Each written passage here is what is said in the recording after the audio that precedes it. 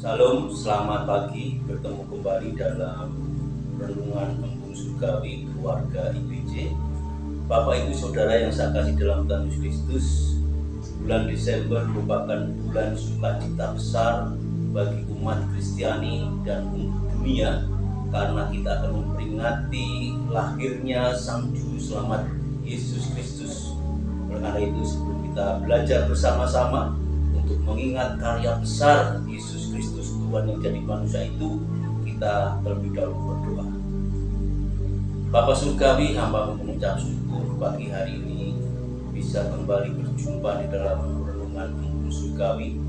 Kami rindu menikmati bulan Desember tahun 2023 ini. Engkaulah jalan dan kebenaran dan hidup. Merupakan sukacita bagi kami umat percaya orang Kristen ketika berbagi sukacita kepada dunia, kepada orang-orang yang berpercaya. Kebenaran firman-Mu akan kami nikmati bersama, menjadi jalan dan kebenaran bahkan hidup kami untuk terus setia dan mewartakan kabar baik. Dalam nama Tuhan Yesus Kristus, hamba mengucap syukur. Amin. Salam Bapak Ibu Saudara. Mari kita akan belajar bersama-sama dalam mengingat kembali kelahiran Yesus Kristus dalam Injil Lukas pasal 2 ayat 1 sampai 7. Tapi khususnya pagi hari ini saya akan mengangkat di ayat 7-nya saja, khususnya di ayat 7b. Inilah firman Tuhan dalam Injil Lukas. Dan ia melahirkan seorang anak laki-laki, anaknya yang sulung, lalu dibungkusnya dengan lampin dan dibaringkannya di dalam palungan, karena tidak ada tempat bagi mereka di rumah penginapan. Frasa dibaringkan di dalam palungan, karena tidak ada tempat bagi mereka di rumah penginapan. Sungguh ironis ketika kita yang tahu pasca kenaikan Yesus Kristus naik ke surga, mencurahkan Roh Kudus, kita benar-benar bersyukur telah menerima kasih anugerah keselamatan lewat para murid, para rasul, orang-orang yang terpilih yang telah mengajarkan, mengabarkan kabar keselamatan. Sehingga hari ini, di tahun ini, bulan Desember ini, sukacita damai besar itu meskinya kita hadirkan bukan di dalam keberadaan dan penolakan kita, tapi kita mampu menaruhnya di relung hati kita, di dalam palungan hati kita, agar kita bersedia menempatkan Yesus secara istimewa. Judul pagi hari ini saya beri tema palungan hati kita. Adakah tempat tersedia baginya?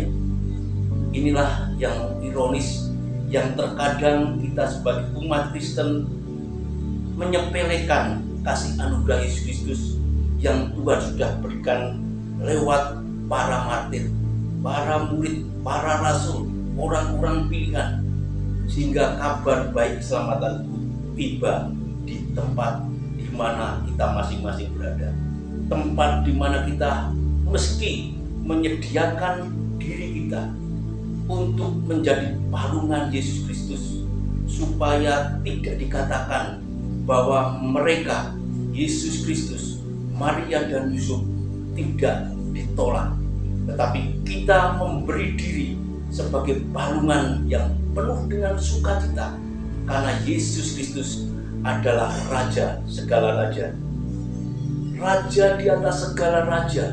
Tercatat begitu banyak di dalam perjanjian lama, tercatat juga di dalam perjanjian baru, sehingga kita meskinya semakin besar di dalam keberanian kita menceritakan Yesus Kristus yang adalah Raja, yang adalah Allah, yang jadi manusia.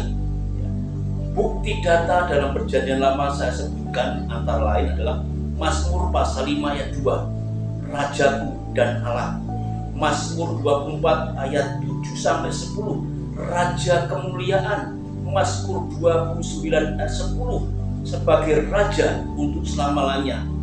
Dan bahkan di dalam Yesaya 6 ayat 5, Yesaya 9 ayat 6 dikatakan bahwa Raja Damai, Sang Raja itu, Allah Tuhan semesta alam, sudah lahir jadi manusia. Terlebih ketika Perjanjian Baru, Matius mencatat dalam Injilnya pasal 16:28 mengatakan bahwa anak manusia sebagai raja dalam kerajaannya. Matius merasakan kehadiran Yesus Kristus itu benar-benar raja, anak manusia yang memimpin, yang akan menjadi penguasa segalanya. 1 Korintus 15:25 mengatakan juga ia harus memegang pemerintahan sebagai raja. 1 Timotius 6:15 mengatakan raja di atas segala raja dan tuan di atas segala tuan. Mengapa di masa kasih anugerah ini kita tidak menjadi palungan bagi Yesus Kristus? Ketika kita tahu dialah raja di atas segala raja, tuan di atas segala tuan. Kiranya firman Tuhan yang kita pelajari pagi hari ini mengingat kembali kelahiran Yesus Kristus.